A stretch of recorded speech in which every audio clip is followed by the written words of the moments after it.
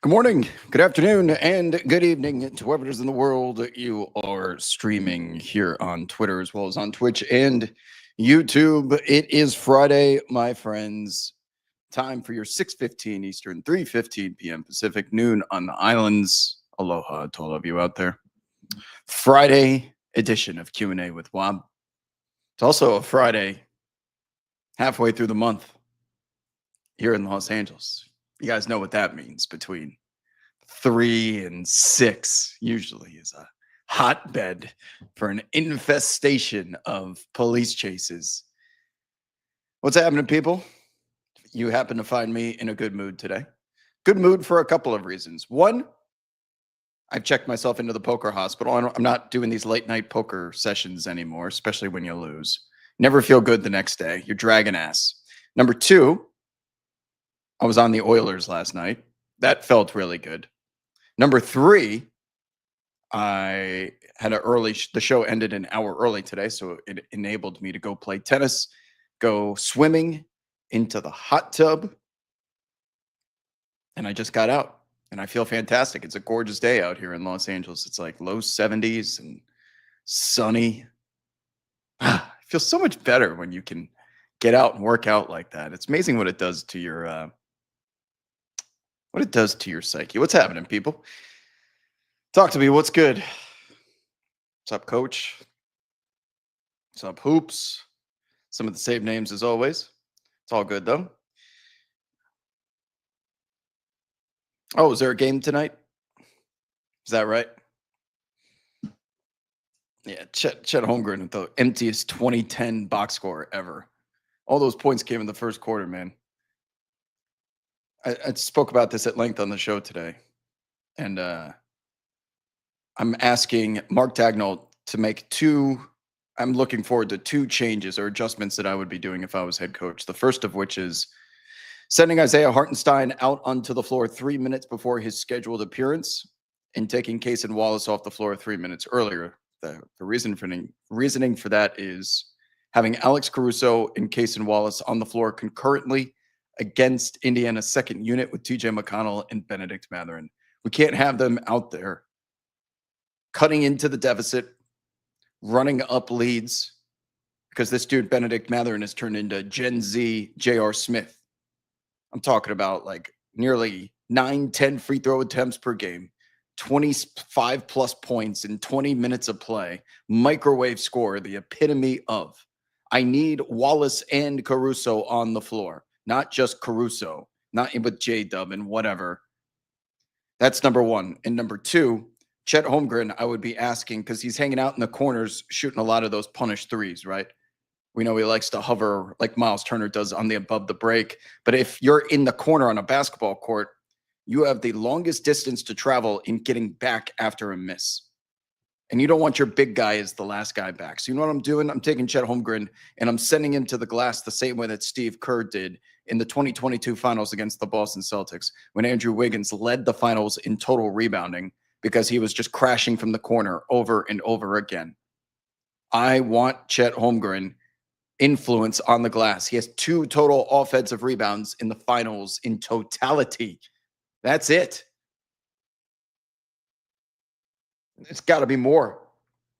Got to have more than 2 rebounds at that size.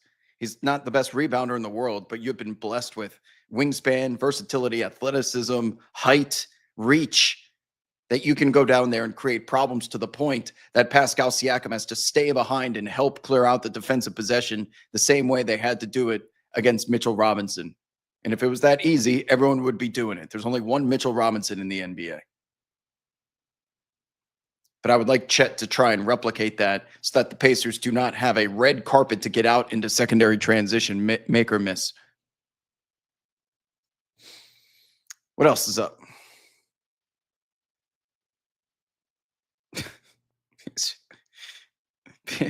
I can't believe social media is around for the beginning of World War III, because you get memes, you get these governments tweeting and like flexing. What world do we live in, man?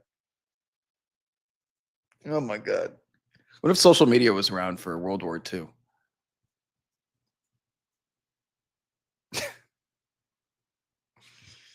Crazy.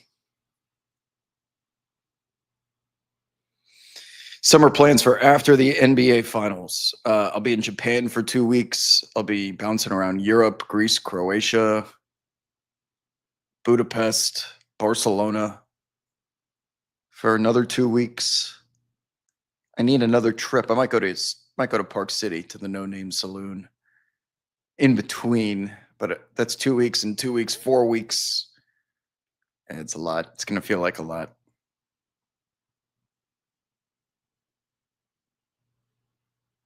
Thoughts on referee assignments for tonight? I don't even know what are the.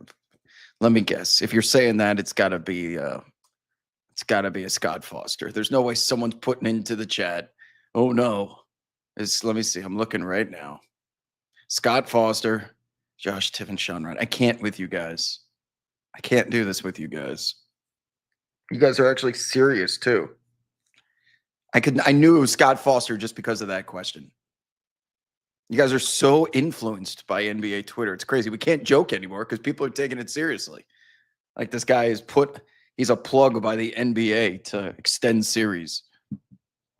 OKC's favored tonight for a reason, folks.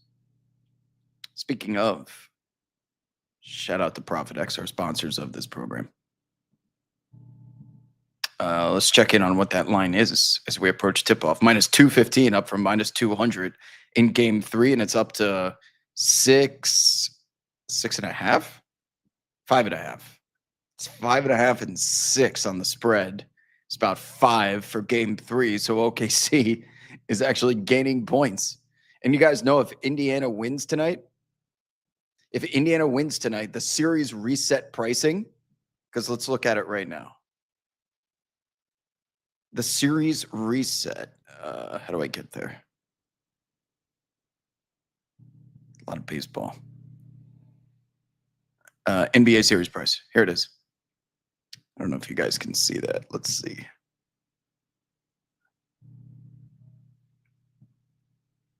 Series reset. Okay. So if Indiana wins tonight, you see it right here on the screen, Thunder minus 215.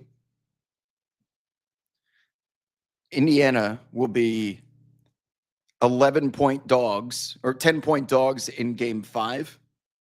They'll be 4.5-point dogs or 4-point dogs in game 6, and then 10-point dogs in game 7. Those money lines parlayed equate to like a plus plus 175. Hold on. Minus what? No, that's wrong. Plus 125. Sorry about that. Take those 3 series into a parlay calculator, and OKC's still going to be plus 125 to win the series because of those 2 home games, which means you're going to be able to get Indiana only needing one more victory to close out this series. You can get them minus 150, minus 170 is my guess to win the series if they win tonight. They have to just win 1 out of 3 more times. That's crazy, right? That was the way that it was against the Cleveland Cavaliers, too. They were just dogs after dogs after dogs, and they kept booking them as huge dogs.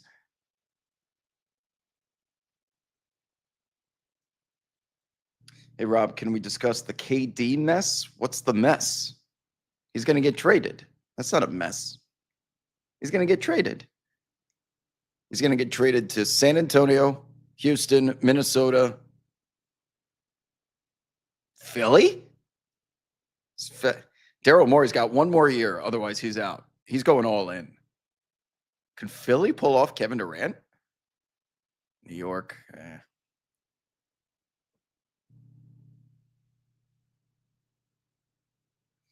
Rob Tibbs was given a $30 million guaranteed 3-year extension by Leon Rose only a few months ago. The entire league knows that the owner is back trying to run things or ruin things. If James Dolan is sitting in those meetings, this is back to what the Knicks were for 15, 20 years. Younger Knicks fans are so used to success with this team that James Dolan has had this amazing PR on display for the past couple of years where he's like the people's owner. And I'm like, are we talking about the same James Dolan here? I'm trying not to get banned from the Garden. I don't have anything personal against James Dolan, but every time that he has tried to integrate himself into basketball operations has failed miserably. And when he starts telling his president of basketball operations what to do, it will fail. Um, and I just can't believe they fired Tibbs without a plan.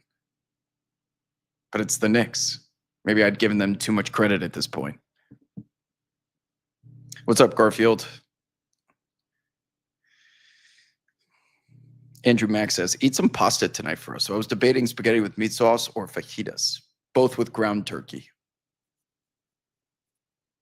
I had spaghetti with chicken sauce earlier this week.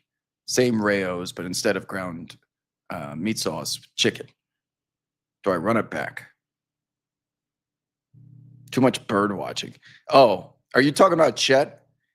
You see, this is the way I watch basketball. Whenever like a shot goes up, you're watching the guy that has the ball shooting it, right? That's where your eyes gravitate towards. I'm looking at everyone under the rim because I just have this basketball fetish with boxing out and how no one does it. And because Chet Holmgren was just taller, longer, and more athletic than everyone on the floor for the first 21 years of his life, it's as if he never needed to learn how to rebound or box out because he could just jump over people and reach over people. Not in the NBA. And watching him get boxed underneath the restricted area and under the rim, then it becomes a geometry problem / equation. Because if you're pinned under the rim, the only way you can get the rebound is if it's an air ball. And watching Chet Holmgren get bullied around down there is just unacceptable for someone of that size. People in the chat are booking Israel versus Iran odds. No, the domino effect is Israel versus Iran. And if the United States somehow gets pulled into that, then China moves on Taiwan and Russia moves on Ukraine.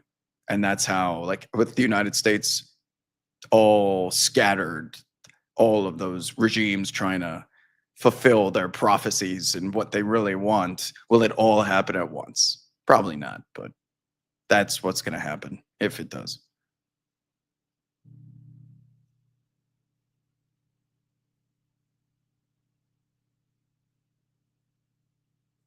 I think I would buy a Scott Foster refs jersey.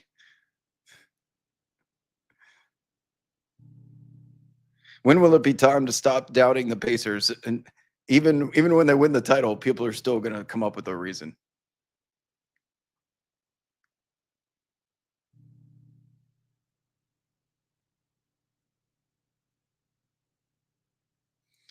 Let's see what else we got here.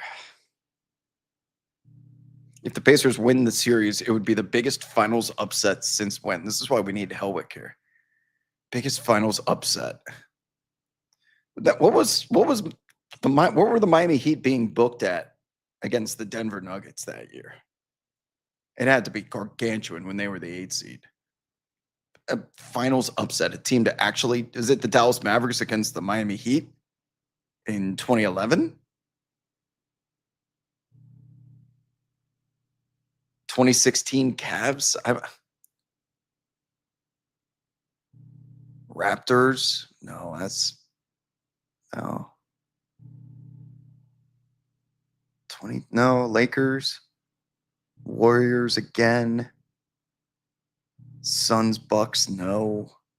Now I got to go into the 2000s real quick. Sorry, I'm going through each year. Lakers, Spurs, Pistons. No, they weren't that big of a dog. I can't tell you the last major underdog that won a finals. Who am I missing?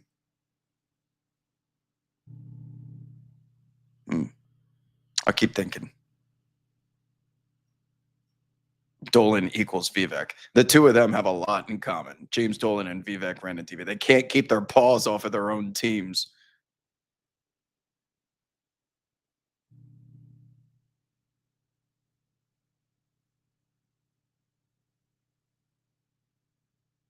It's got to be. But what was that series being booked at?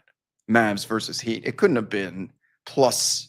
Indiana was plus 500 coming into these finals. Piston, yeah.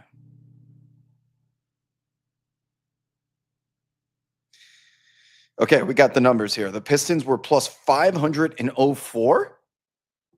What? The Lakers were that big of? Are they really?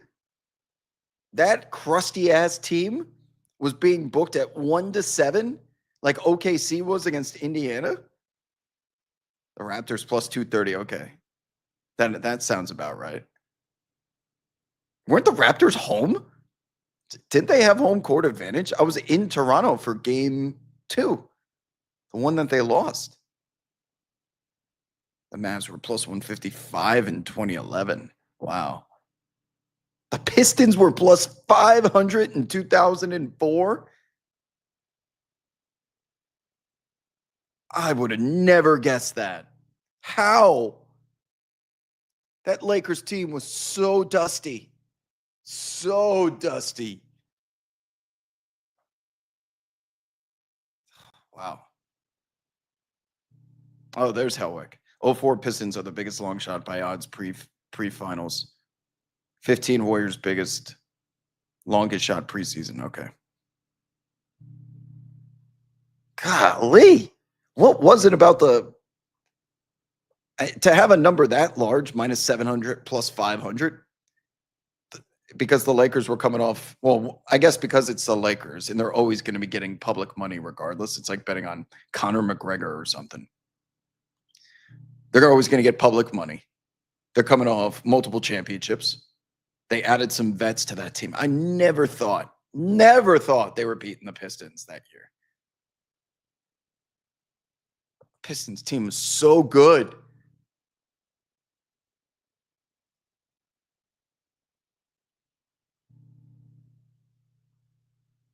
The Pistons should have swept that series. Man, I was bored the other night, and my YouTube algorithm, this is all it shows me. World War II documentaries, like ABC World News Tonight, and old 90s NBA videos. And I watched the entirety of the 2000 Western Conference Finals fourth quarter between the Portland Trailblazers and the Los Angeles Lakers. 73-58 at one point there in the fourth. I cannot fathom how they didn't put Damon Stoudemire onto the floor, Portland. And just watching them, impossible shot after impossible shot. Poor Sheed, man. He kept getting these entry passes like 20 plus feet away from the rim, having to turn, face, and shoot over a double team. There's no originality. Steve Smith was the only one who could get some resemblance of dribble penetration. Bonzi Wells couldn't hit water if he fell out of a boat. Sabonis was busy dealing with Shaq. Brian Shaw was nailing all these threes. Man, Portland was so close. Detlef Schrempf was kind of whatever at that point.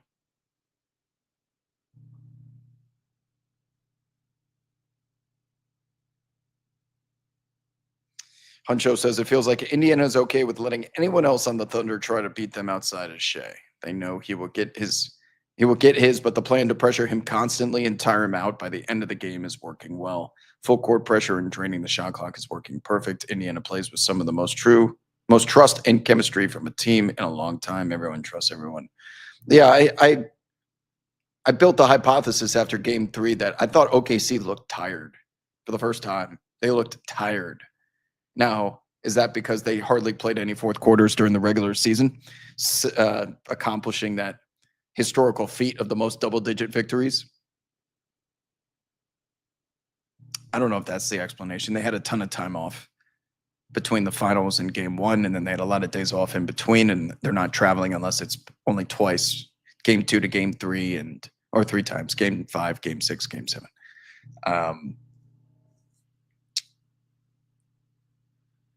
But it's more so Indiana. If you go look at their box score, they had 40% of their starting lineup play less than 30 minutes. 2 out of 5 guys. They are outscoring OKC 100 to 71. What is it? They're outscoring OKC 100-73 in the fourth quarter. And what concerns me about Oklahoma City is they got role players play better at home. Lou Dort made his first 4 threes. And if you take away that Kenrich Williams shot in like a minute and a half of play, they didn't have a guy miss a single three off the bench. Isaiah Joe and Alex Caruso were 100%. Like the OKC others, I thought contributed. J-Dub, who moved to the point guard spot at the beginning of the fourth when Shea was getting his standard rest, was awesome. He like threw a dime to Chet for an and one. He was pulling Miles Turner out of the paint. I thought OKC like did everything that was required that Indiana was forcing them into, to your point, whoever typed that in the chat. They made their shots and they still lost anyway. This Pacers team just knows how to execute in the final 5 minutes. They have turbo saved up. They're saving fuel so they can hit the gas pedal in the moments that mean the most.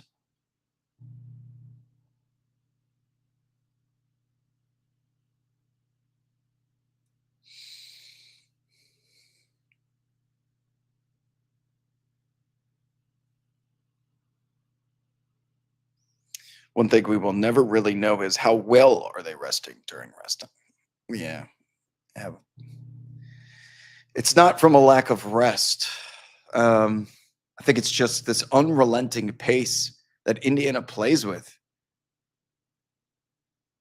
That there's one box score column that concerns me the most. And Oklahoma City is forcing Indiana turnovers, a lot of them, at the minimum in the teens. But it's that points conceded off of turnovers category in which the multiple should always be 2x. Always be near 2x. It's been like that for the Thunder all playoffs long in the Western Conference. If they force 15 Minnesota Timberwolves turnovers, it resulted in 30 points minimum every single night.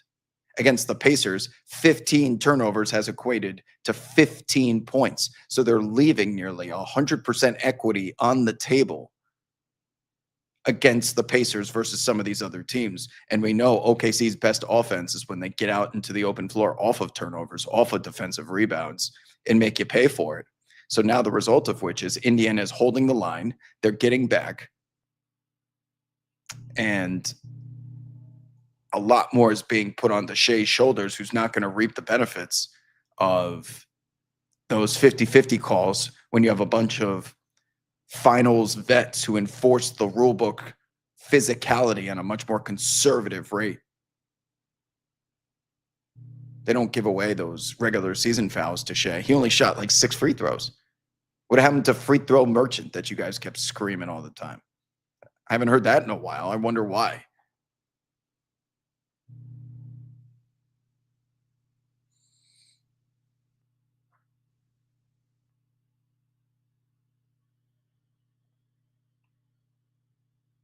What else?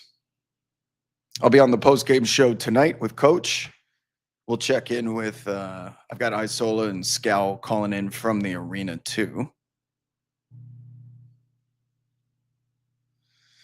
But yeah, a rare Friday night post-game for your boy. And there's not going to be a single, I'm one of those people there's not going to be a single game that I think Indiana is going to win unless Shea gets hurt. I think OKC is going to win. I thought they were going to win in 5.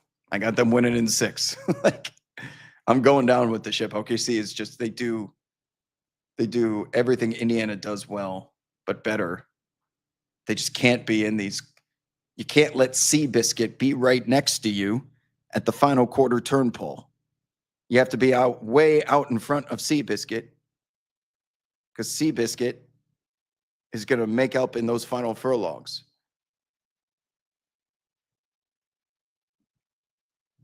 Man, I mean, you certainly don't want Seabiscuit out in front either. Because then Seabiscuit will give up the lead just to look at you in the eye and then take off. What a great movie. I wish I was alive for that match race against War Admiral. That had to be one of the most intense days. Seabiscuit versus War Admiral at Pimlico. Match race. No gates. Just them at the starting line. Miniature horse.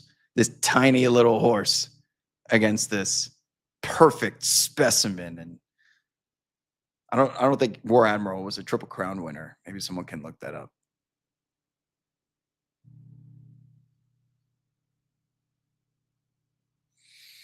Hosting finals watch party tonight, are we now, Steve? What's the best food beverage spread to provide to be a good host? I'd say the most cost effective strategy is no one has ever failed getting a plate of wings. Wings and pizza. Wings, pizza, and you're not catering to like a vegetarian crowd, especially if they're there to watch hoops.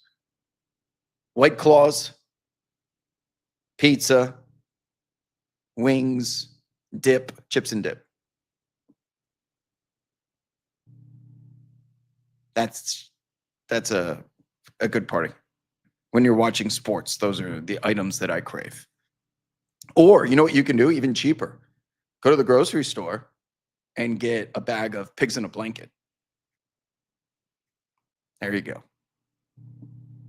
Put those out. Everyone loves pigs in a blanket. Pizza, wings. Okay. Yeah. There you go. You can get away with that. You can even get the wings at the grocery store. Let's see. That's probably a $12 bag, pigs in a blanket, 8 pizza. You can get away with 40, 50 bucks. 40, 50 bucks. Putting on for all your friends and hosting. Just have them like BYOB or something. Right? Do kids even drink anymore? I don't think I saw a report that kids don't even like drink alcohol.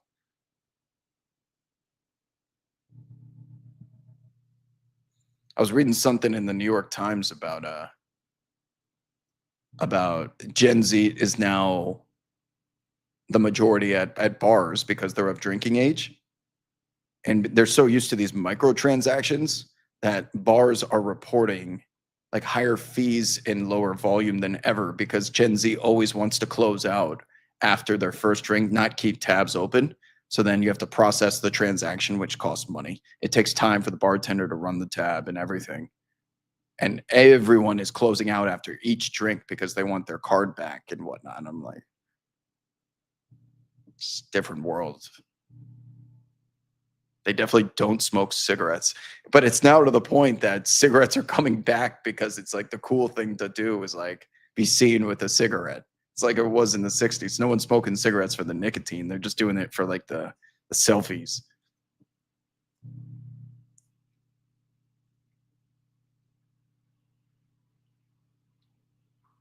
Oh no, I should have known vegan Barbie was going to be in the chat. Sorry.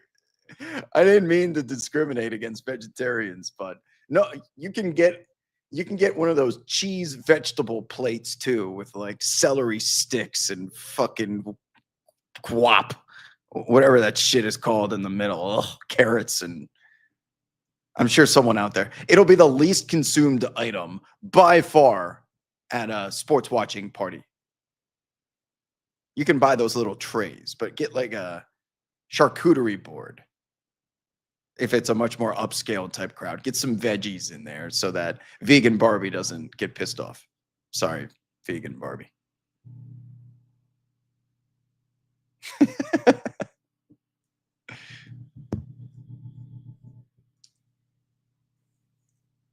I forgot about you.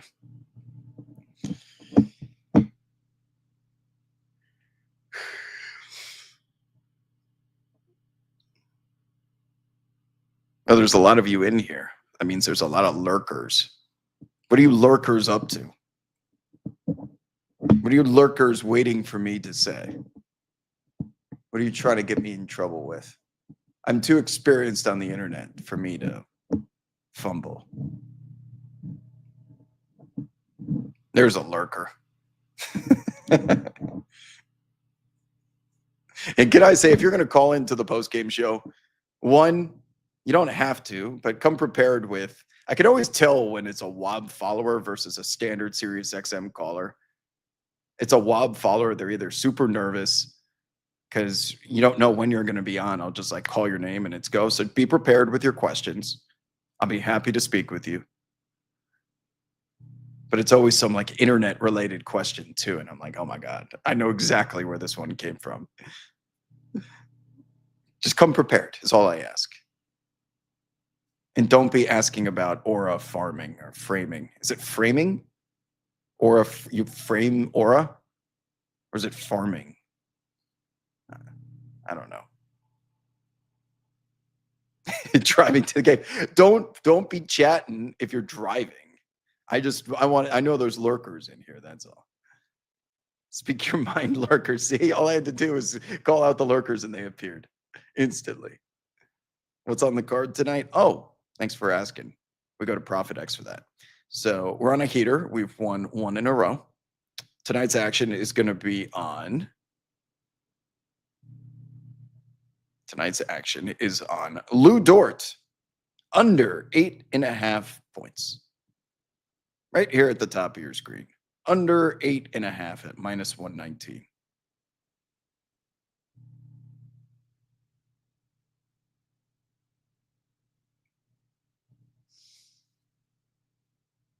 Oh, I still have my any NBA Finals game going to overtime bet. No, that's live. Yeah, Lou Dort's going to be left open.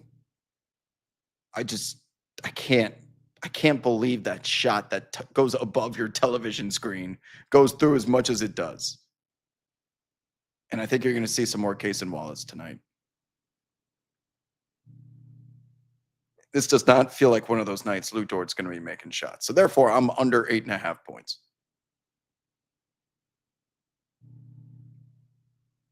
Pick of the night right there. Good luck to everybody.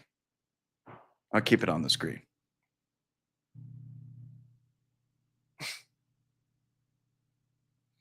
Oh, I'm sorry. Sorry about that, Helwick. Especially with Coach Sam Mitchell. He loves to go long. And then sometimes he eats into the caller's opportunity to get on. And you better believe if OKC loses tonight, he's going to be on my ass. Because I have just been taunting him with OKC all playoffs long. Those of you that have been listening to the show, he's into me for a dinner. I'm going to fly all the way to Atlanta just to make him pay.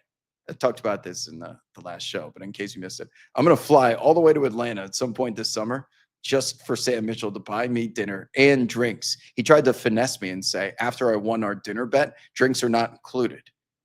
And then he made me take a bad line because I said something about this is going to be a blowout. And he goes, okay, bet it. And I was like, sure. And he goes, no, bet the line that you agreed to bet what you said, that they're going to blow him out by 13 points when the spread was 7. So I gave him 6 free points and he tried to finesse me. And then he ended up losing anyway because OKC ended up blowing the doors off of Minnesota. So now he's into me for dinner and drinks. And I get to take a +1. Maybe I'll allow someone off of Twitter to join me. If I don't have some Atlanta-based Twitter follower. But he's just going to be like, you hyped up OKC too much. And I offered him the opportunity to take Indiana with a 1-0 series lead, double or nothing. He's like, no, that's a bad bet. Like, all right. Sorry, coach. W sponsor. Hey, thanks. That's ProfitX. Got the shirt on. I use them as my sports book. Or sorry, exchange, not sports book. You're not betting against a sports book. You're just betting against other people. And you're matching liquidity you're looking for someone else to take the other side. It's a genius business model, by the way. It lets them skate so many of those. You got FanDuel and DraftKings adding, you see that? They're adding 50 cents to every bet. You have to pay 50 cents to place a bet in the state of Illinois because of that new tax. If you're just a $5, $10 better, like that's a huge chunk. If you're in $1,000 better, it's whatever. But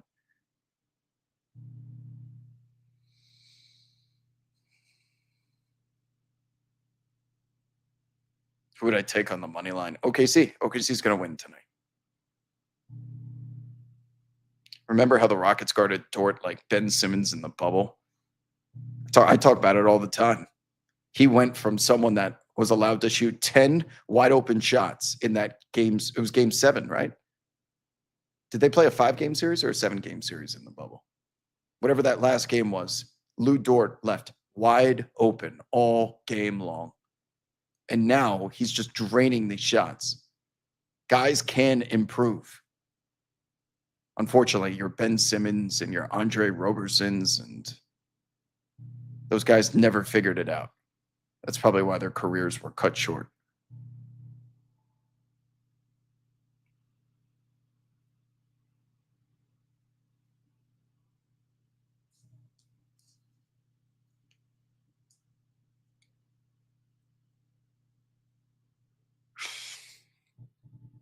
It's all right. Andre Roberson made the shot that counted.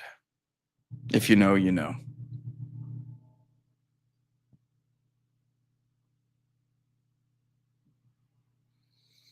What else? Still got about 10 minutes left before I go make my fajitas. So you guys have to get out of a hot tub or the chlorine on your skin. It kind of feels good, but it's like stiffens up your skin. So it's my skin's very dry when it's got chlorine on it. Are you supposed to take a short shower immediately after getting out of a pool? So the chlorine doesn't. Kind of like the chlorine. Makes my hair look good too. What's Russ gonna do? He's gonna try and get a 1+1. I don't think he's gonna succeed. He's gonna look for a player option. I think he probably ends up going back to Denver.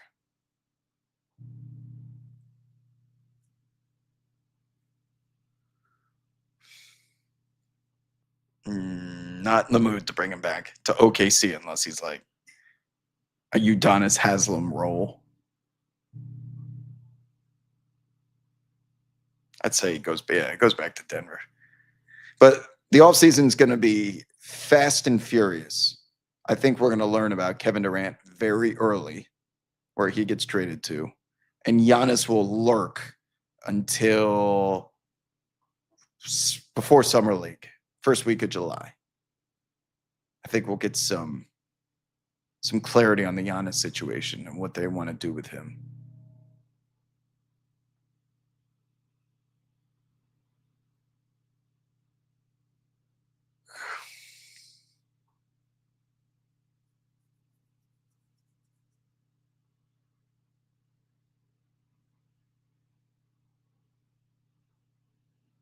What else is there to bet on tonight?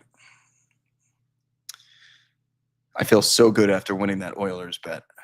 And then my baseball bet last night was Astros White Sox under 7.5, and it finished at 7. And like the White Sox missed a 2-run homer by this much. It ended up being a double, and that run didn't score. And the hook covers, like the best feeling in the world where you steal one. After running bad, I needed a couple of games where I had some run good in the same night.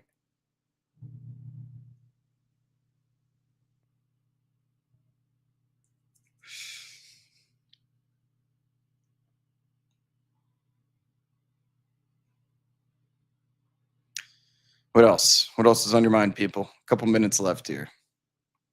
Ask your questions, otherwise I'm going to tell you about the television shows I've been watching. Just finished Last of Us.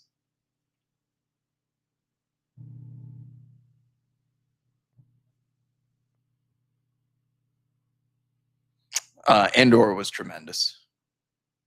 Of course it was.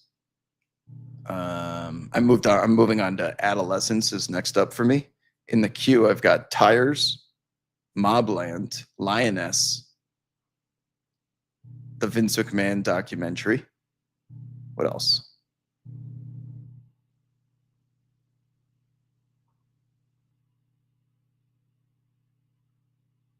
Yeah, the second season of Last of Us. I hate that. I hate that new character, Abby. And I understand they're just following the game, but sorry, I'm just not that interested.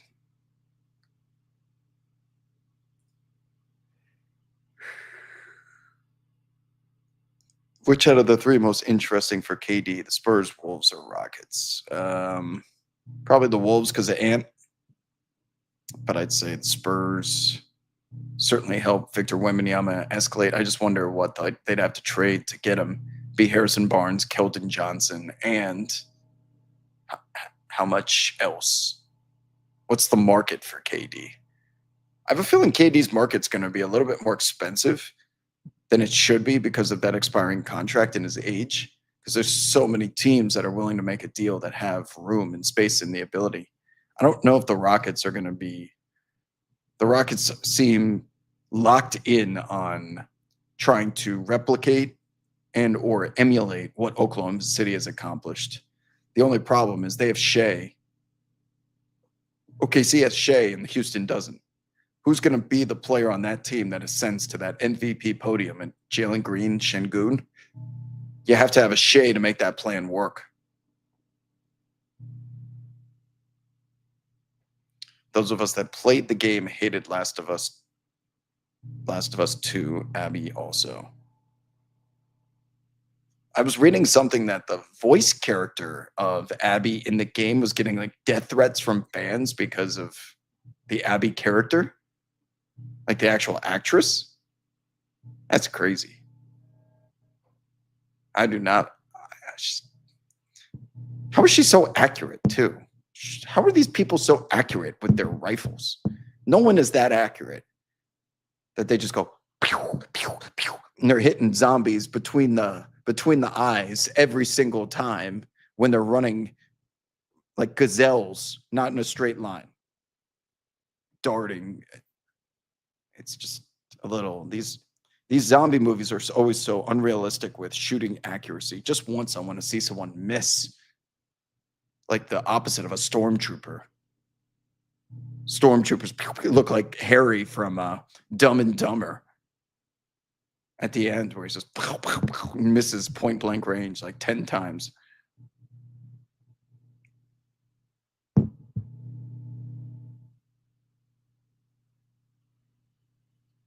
Yeah, and the Abby actress in the show is fine. I just don't like the character. And oh, by the way, they just walk from Jackson Hole, Wyoming to Seattle, Washington. That's close. Yeah. That's safe. Are you kidding me? That shit would take like months.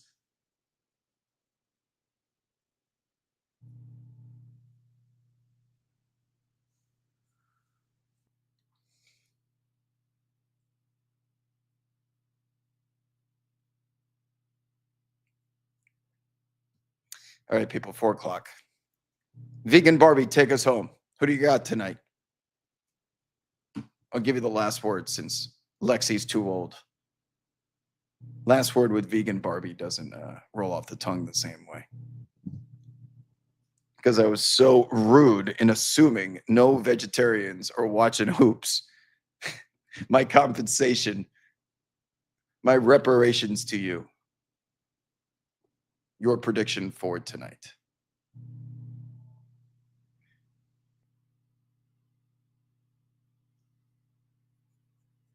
I know you're out there. She says, Pacers, I love an underdog. Okay. Pacers it is. I disagree. But she has spoken. On that note, I'm usually done with my week of streaming by now, but I will be back live for 2 hours for the post-game show. Hopefully it's a good game to discuss. Find us on Channel 86.